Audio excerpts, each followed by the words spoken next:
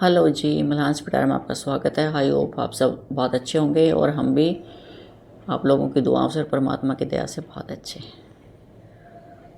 तो आज मैं नारी के जीवन की जो एक बहुत ही कटु सत्य है और नारी समर्पित भी है वास्तव में, तो उसकी कहानी जग जाहिर है, सब जानते हैं, वो आपके साथ शेयर करूँगी। बहुत सुंदर रचना है, मेरे भी दिल को छू गई, तो मैंने सोचा क्यों ना आपके साथ शेयर करूं। और सब जानते भी हैं, लेकिन हम विचारते नहीं हैं। तो नारी कितनी महान है हर फेज़ में, जब वो बेटी है, जब वो माँ है, पत्नी है, नाती पोते हैं, सब का कितना ख्याल रखती है बिना रेस्ट किए। वो कहते हैं कि नारी के जीवन में रविवार कभी भी नहीं आता है।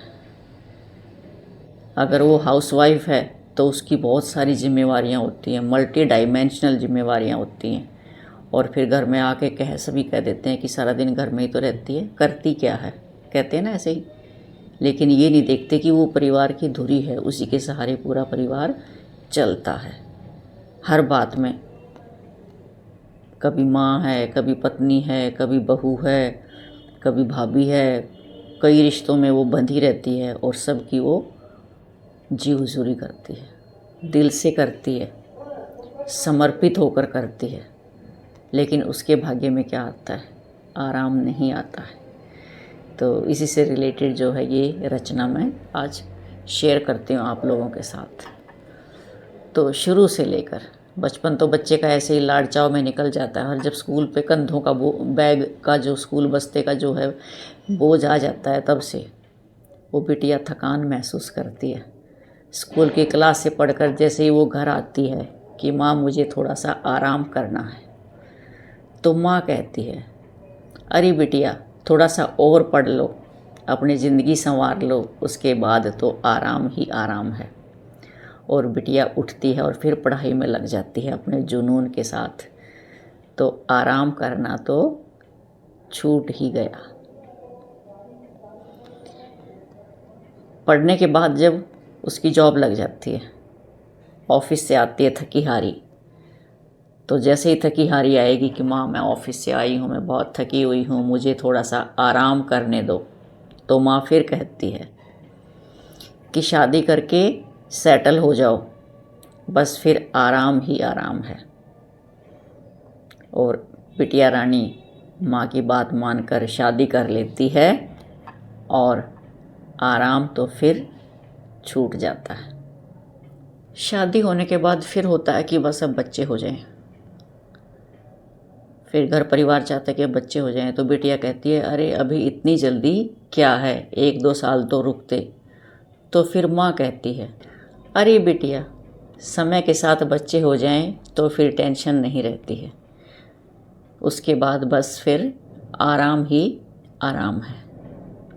और समय के साथ बच्चे भी हो जाते हैं और उसके पालन पोषण में लग जाते हैं, तो आराम तो फिर भी रह ही गया। बच्चे होने के बाद फिर बारी आती है कि तू माँ है, बच्चों के साथ तुझे रात को जागना पड़ेगा। पति कहते हैं मुझे सुबह ऑफिस भी जाना है। माँ को चाहे ऑफिस जाना हो, फिर भी बच्चों के साथ माँ ही जागती है। बच्चे बड़े हो जाएं, बस फिर आराम ही आराम है। और इसी भाग दौड़ में बच्चों के पालन पोषण में लगी रही और आराम करना तो रह ही गया। और बच्चों के लिए कई रातें जागी और आराम करना तो रह ही गया। नारी कहती है, सुनो जी, अब बच्चे बड़े हो गए हैं, अब मैं थोड़ा सा आराम कर लूं। फिर पतिदेव कहते हैं कि बच्चों को पढ़ा लिखा लो, बच्चे सेटल हो जाएंगे, बस फिर आराम ही आराम है। फिर बच्चों की पढ़ाई में जुट गई, बच्चों के प्रोजेक्ट्स बनाने हैं, बच्चों को सपोर्ट करना है, और आराम करना तो रह ही गया। बच्चे पढ़ लिख कर बड़े हो गए, अपने पैरों पर खड़े हो गए, अब थोड़ा सा आराम कर लूं। अरे बच्चों की शादियां करनी हैं, बच्चों की शादियां कर दो, उसके बाद तो आराम ही आराम है। बस फिर तन मन धन से बच्चों की शादी की तैयारियों में जुट गई और आराम तो रह ही गया। बच्चों का संसार चलने लगा, चलो अब मैं थोड़ा सा आराम कर लूं। फिर आवाज़ आई, अरे अपनी बिटिया माँ बनने वाली है, पहला बच्चा मायके में ही होगा, बस उससे फ्री हो जाएं, फिर आराम ही आराम है। बिटिया रानी आ गई और उसके बच्चे का जन्म हो गया और उसमें व्यस्त हो गए, आराम तो फिर छूट ही गया। फिर माँ सोचती है, चलो बच्चों की जिम्मेवारी पूरी हो गई है, अब थोड़ा सा आराम कर लूँ। तो फिर बेटी और बहू कहते हैं, अरे माँ जी, हमें तो फिर से ड्यूटी पर जाना है और आप हमारी बच्चे संभालने में मदद करें। और माँ फिर उसी जुनून से पोते नाती के पालन पोषण में जुट गई और आराम करना तो छूट ही गया। पोते नातियों के पीछे दौड़ते दौड़ते थक चुकी और पोते नाती अब बड़े हो गए हैं, चलो अब जिम्मेवारी पूरी हो गई है, अब मैं थोड़ा सा आराम कर लूँ। तो फिर आवाज़ आती है पतिदेव की, अरे मेरे घुटनों में दर्द है, शायद बीपी भी बढ़ गया है, डायबिटीज़ भी मेरी शायद बढ़ी हुई है, चेक करना। थक जाता हूँ, ढंग से उठा नहीं जाता है और डॉक्टर के बताए अनुसार परहेजी खाना बनाते हुए पति की सेवा करते करते आराम तो छूट ही गया और बचा कुचा जीवन पति की सेवा में गुजर जाता है। और फिर आराम करना तो रह ही गया। तब एक दिन खुद भगवान धरती पर आए और नारी से पूछा, आराम करना है ना तुझे? तो नारी ने हाथ जोड़े और भगवान उसे हमेशा के लिए आराम करने के लिए अपने साथ ले गए।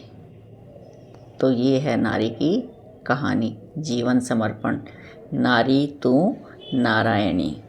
तो इसलिए नारी बहुत महान है। तो पुरुष इसको अदरवाइज़ ना लें, सच्ची कहानी यही है नारी की। वो सब के लिए समर्पित होती है, पहले अपने पेरेंट्स के लिए होती है, फिर आके अपने पति परिवार बच्चों के लिए होती है और पूरी ज़िंदगी जो है बिना उफ किए इस समर्पण में ही निकाल देती है, सेवा भाव में ही। और उसके हिस्से का आराम जो है जीवन में होता ही नहीं और उसे इच्छा भी नहीं होती।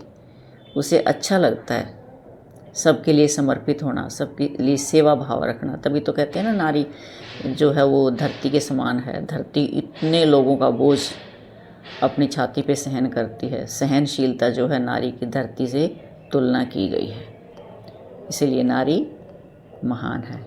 तो ये सभी नारियों को समर्पित है। आई होप आपको ये वीडियो अच्छी लगी होगी। अच्छी लगे तो लाइक शेयर और कमेंट करें और जिन्होंने चैनल सब्सक्राइब नहीं किया प्लीज़ चैनल भी सब्सक्राइब कर दें और जिन्होंने किया है उनका दिल से धन्यवाद। मिलते हैं कोई ऐसी मोटिवेशनल और एंटरटेनिंग वीडियो के साथ, तब तक के लिए बाय बाय।